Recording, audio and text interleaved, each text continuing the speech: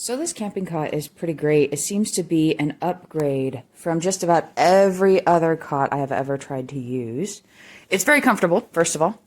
We'll start with that. It's low profile. It doesn't sit very high off the ground. Very simple to use. Only three crossbars that are very easy to get on and off, but they are also different. So let me show you how that works. So there is this part here that gives you extra leverage to put it on. I'll take it off first to show you. So you wedge in the other side first. You put that little claw on there. And then coming over here, it does help to have your extra leverage out. You want to put that on. And then you swing it into place. It's easier to do with two hands, but we'll try it with just one here. And it clicks into place. And then you fold this out of the way. You don't have to fold it out of the way, but it does help. Even with this folded out of the way, I would put this side on whatever side I'm not walking past, because I already hit my ankle on this once. It didn't hurt because this is very light, but that's how it works. So puts a lot of tension, and I have to say I am impressed with the design of these.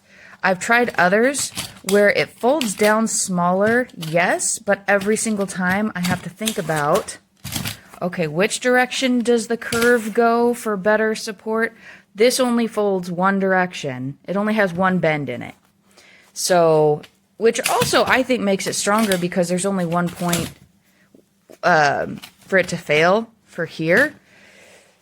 Any part of it can fail. You want to beat it up enough, absolutely, but it does seem to be pretty strong. It's held up to me. It's held up to my husband.